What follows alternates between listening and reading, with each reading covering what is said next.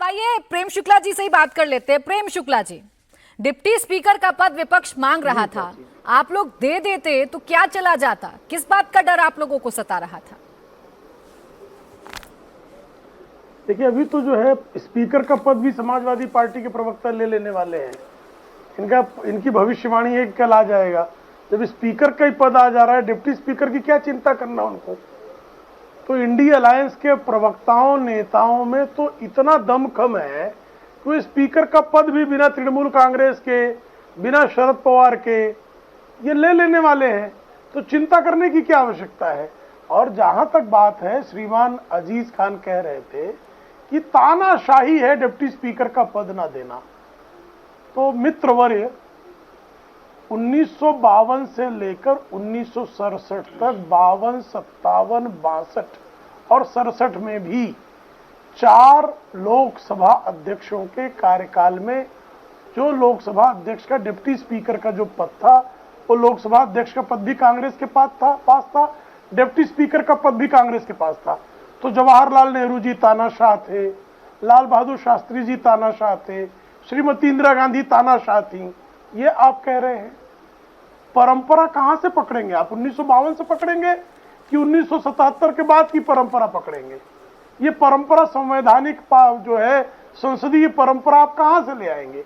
अच्छा, ये परंपरा है तो 9 राज्य जो हैं, जो इंडिया अलायंस द्वारा शासित 9 राज्य हैं, इन 9 राज्यों की विधानसभाओं में पश्चिम बंगाल की विधानसभा, तमिलनाडु की विधानसभा, कर्नाटक की विधानसभा, केरल की विधानसभा, तेलंगाना की विधानसभा, झारखंड की विधानसभा, पंजाब की विधानसभा, दिल्ली की विधानसभा और हिमाचल प्रदेश की विधानसभा।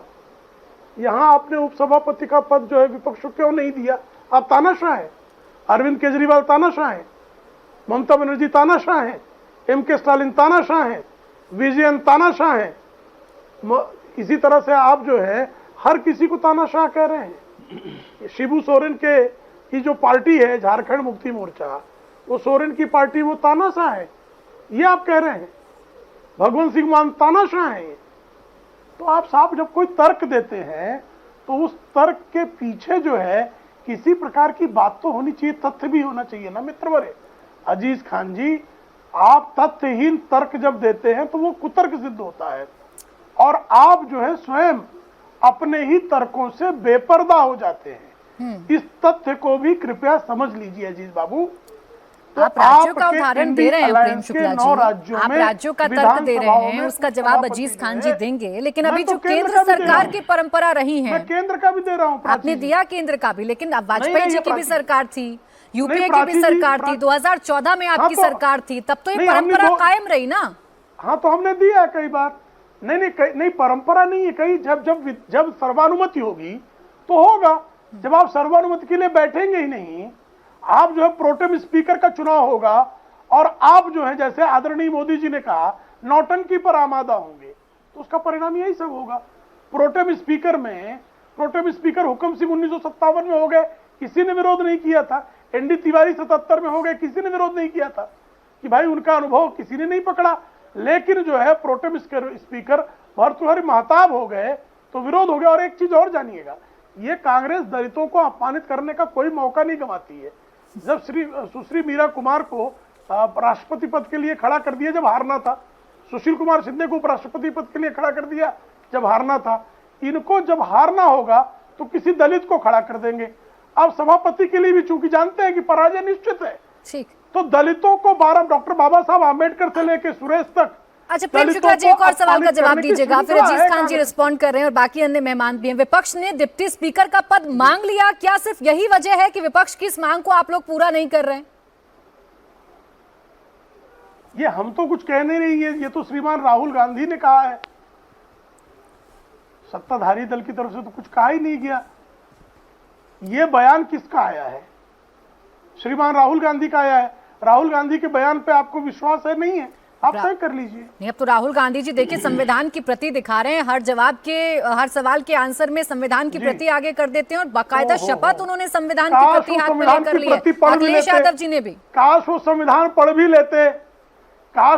पढ़ भी लेते कि किस तरह से उनकी माता श्रीमती इंदिरा गांधी ने आज ही 25 जून 75 के दिन इस संविधान को किस तरह से धूल दूषित करने का दुष्कर्म किया। श्रीमती सोनिया गांधी, संजय बारू की पुस्तक उदाहरण है किस तरह से संविधान को धूल दूषित किया। स्वयं राहुल गांधी, ठीक, उन्होंने इस संविधान में कार्यपालिका की अवमानना का उत्कर्ष, अगर कहीं सबसे बड़ी गिरावट गर्त में गिरने का काम हुआ है तो श्रीमान राहुल गांधी ये संविधान पढ़ ले कृपा करके। तो किताब हाथ में रख के कुछ नहीं होता, उसको पढ़ ले जी, छोटा सा जवाब दीजिएगा, समाधान हो जाएगा। फिर मेरे साथ अन्य मेहमान भी हैं। जितना कॉन्फिडेंट आप नजर आ रहे हैं और जितना मुस्कुराकर आप मुझसे बात कर रहे हैं, इतना कॉन्फिडेंट तो के सुरेश जी भी नहीं थे। उनसे जब मीडिया ने बात की और उनकी जीत को लेकर सवाल पूछा तो उन्होंने कहा मैं कॉन्टेस्ट कर रहा हूं, डिप्टी स्पीकर का पद मांगा था, दिया नहीं, इसलिए एक मुकाबले में आ गया हूं। जीतेंगे नहीं जीतेंगे इस पर जवाब देने से बच रहे थे के सुरेश जी, बट आपके पास बड़ी खुफिया जानकारी है। देखिए प्राची जी, अभी आप देखिए प्रेम कुमार जी किस तरह इधर उधर की बातें कर रहे थे साहब। अभी डिप्टी स्पीकर की बात चल रही थी। देखिए डिप्टी स्पीकर की बात जब आई मैं जानना चाहता हूं तो इनके सुनिए ना सर, सुनिए ना, प्राची जी मैंने इधर उधर की कौन सी बात लगाते हैं सर? आपने जो प्रश्न पूछा उसको मैंने कहा कौन सा? अरे सर मैं उसी कौन से प्रश्न को मैंने इधर उधर किया? नहीं देंगे तो कोई बात नहीं है ना। भाई अजीत जी पूछ रहा हूँ कौन सा इधर उधर किया? जब आपसे कोई सवाल करता है तो आप बताइए ना क्या इधर उधर किया, वही जानना है सर। अब प्राची जी को रोकिए, संशोधित कर लूं अपने बयान को। अच्छा क्या इधर उधर किया बता दीजिए। अच्छा अजीज खान जी बता दीजिए। तरीका है भाई, हाँ बोले ना, बोले क्या इधर उधर किया। जब इनसे कोई सवाल करता है और जब एक स्वस्थ लोकतंत्र की बात होती है तो ये तमाम इधर उधर की बातें इधर उधर क्या किया, मेरा प्रश्न चले जाते हैं, कर्नाटक चले जाते हैं। अरे भाई अगर डिप्टी स्पीकर की बात आई थी तो आप क्यों मुकर गए? आप नहीं चाहते हैं कि देश में एक बेहतरीन लोकतंत्र चले, बेहतरीन संसद चले, आपका मकसद दूसरा है। पिछले कार्यकाल में आपने देखा 67 सांसदों को अचानक एक दिन में निलंबित कर दिया। साहब ये लोकतंत्र है, ये लोकतंत्र नहीं है। सुनिए मेरी बात, आप रही बात इमरजेंसी की, तो 10 साल में एक अघोषित इमरजेंसी जो रहा है वो पूरे देश ने देखा।